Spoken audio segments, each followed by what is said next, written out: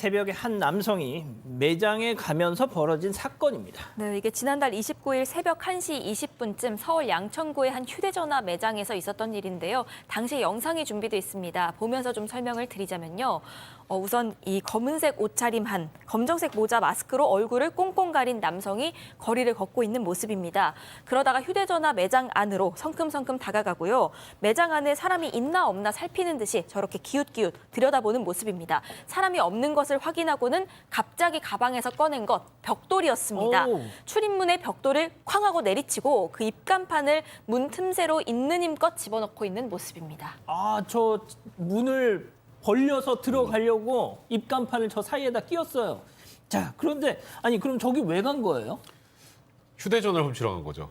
저기 지금 새벽 1시 20분이라고 했는데 저 남성이 벽돌을 들고 또 입간판까지 가지고 저 문을 열려고 했던 건 저 안에 있는 무언가를 훔치기 위해서 아니겠습니까? 저긴 바로 휴대전화 매장입니다.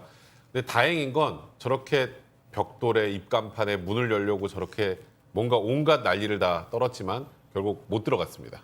못 들어가서 휴대전화에 대한 피해는 없었는데 딱 보시면 조금 전에 이 남성이 뭐 할 때 약간 뒤도 한번 힐끗 보고 차 라이트도 살짝 보이는 게 저기가 새벽이지만 또 유동인구도 있고 차량도 왔다 갔다 하니까 아마도 심리적인 압박감을 느껴서 한 7분 정도 시도하다 그만둔 게 아닌가 싶은데요. 근데 매장 사장이 딱 보니까 뭐 멀쩡하던 문도 좀 훼손돼 있고 입간판도 좀 이상하게 돼 있고 그래서 CCTV를 확인하고 어떤 남성이 저런 행동을 했다는 걸 알고 바로 경찰에 신고를 했습니다. 그래서 경찰이 현장으로 출동해서 저 CCTV를 확인한 겁니다. 자, 들으신 것처럼 경찰이 말이죠. 사장님하고 CCTV를 계속 돌려보다가 그 경찰이 번뜩 혹시 범인이 전에 매장을 방문했던 손님 아닐까요? 라는 생각을 했다는 거예요. 자, 어떤 점 때문에 그랬던 걸까요? 현장에 출동했던 경찰분 얘기 직접 들어보시죠.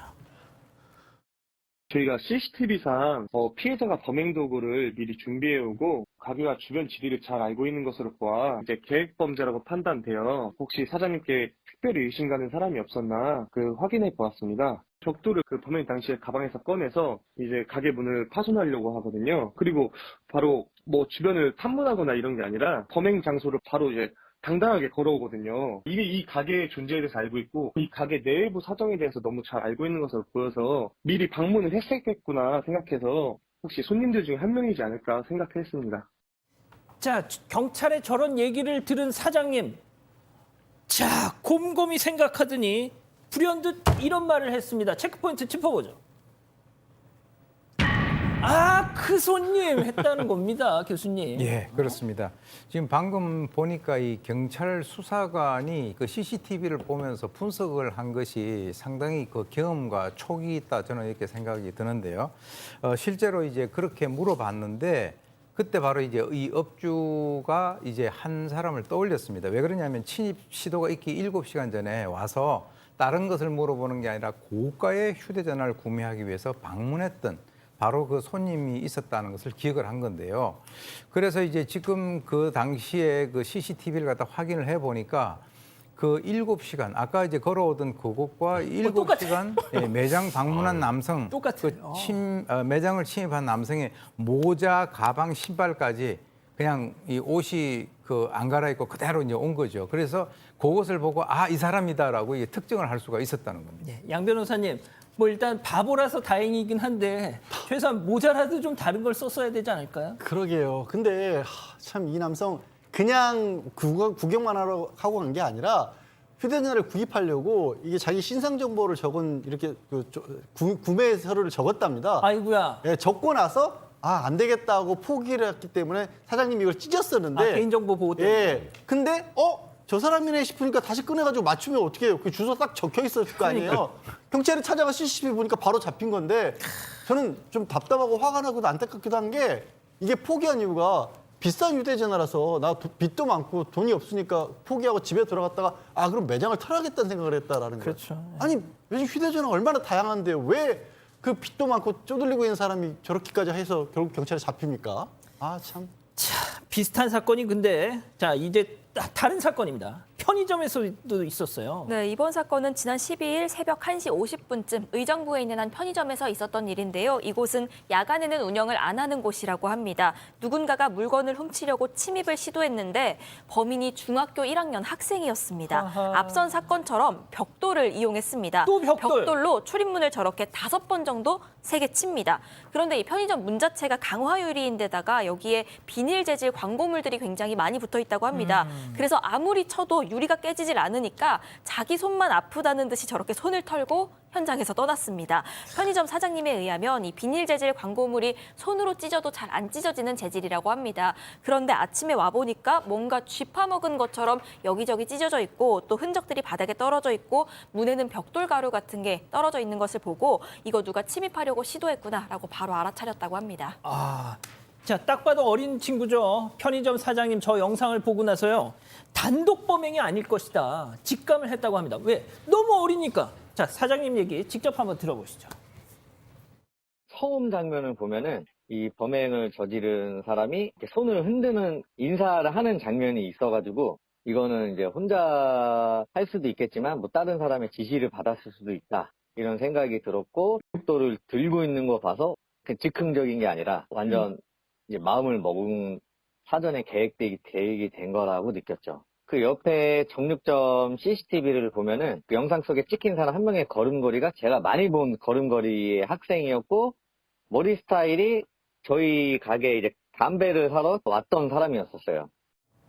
야, 사장님이 거의 사설 탐정 수준이세요. 저는 경찰이 설명하는 줄 알았어요. 지금 설명을 들으면서 현재 경찰이 브리핑하는 느낌이었거든요. 예. 근데 지금 저희도 영상을 봤지만 누군가 이렇게 손짓을 하잖아요. 그러니까 사장님, 아 저거는 누가 다른 사람이 있구나 해서 그 앞에 정육점이 있답니다. 거기도 CCTV가 있어서 그 사장님한테 아 이 영상 좀 보여주세요 이렇게 말씀을 드렸더니 그 영상에 3명이 찍혔던 겁니다. 어허. 3명이 찍혔고 지금 전에 들으신 것처럼 그중에 한 학생을 알아보겠다라는 거죠. 그래서 경찰에 신고를 했는데 그리고 정도 이틀 정도 지났을 때 그 3명 중에 한 사람을 또 편의점이니까 자주 지나는 학생들이 있을 거 아니에요. 그 3명 중에 한 사람이 아는 학생을 또 알아보신 거예요.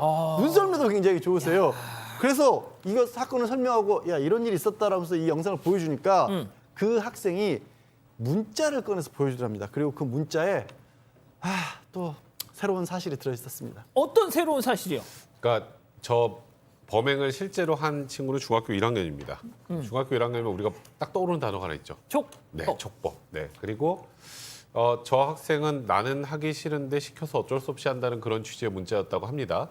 일단은 편의점 사장님의 주장은 제가 보니까 거의 경찰 다 드신 것 같아요, 이분은. 고등학생들은 처벌받으니까 촉법 소년인 중학교 1학년을 이용해서 이런 범행을 한 것 같다. 이거는 현재 편의점 사장님의 주장인 거고요. 이 부분에 대해서는 이제 경찰이 수사를 하고 있는데 이게 사실이라면 본인들이 직접 범행을 저지르지 않았지만 이 중학교 1학년을 시켜서 범행을 하게 한 것이라면 교사범입니다. 그리고 교사범이라면 정범하고 똑같이 처벌되기 때문에 중학교 1학년 학생은 처벌받지 않겠지만 이 시킨 게 사실이라면 이 학생들은 처벌받을 수 있는 상황입니다. 자, 교수님 요즘 아이들이 이렇게 영악하다니까요. 예? 네, 그런데 이제 실제 경찰에 따르면 이제 조사 과정에서 이 중학생과 그리고 지시를 했던 그 고등학생이 얼마 전에 이 마트 침입 절도를 갖다가 한 것도 이제 밝혀냈습니다. 그러니까 이제 아까 뭐 그 주인께서 생각을 했던 그 촉법 소년 그것이 아주 좀 합리적이다라고 보는데요. 하나 명심을 하실 것은 일단 이 촉법 소년 좋아하다가 얼마 있다가 범죄자 되는 것은 시간 문제입니다. 왜냐하면 이 촉법 소년은 범죄자로 가는 그 지름길이 될 수도 있다는 거죠. 그러니까 그때 순간순간 그렇게 나쁜 머리를 갖다 쓰면 결과적으로는 그 대가를 갖다가 받는다는 걸 명심을 해야 될 것 같습니다. 예, 알겠습니다. 두 번째 사건 이렇게 정리하고요. 이 사건의 진실을 추적하고 싶으십니까? 그렇다면 사반 채널을 구독해 주세요. 지금까지 이자연 기자였습니다.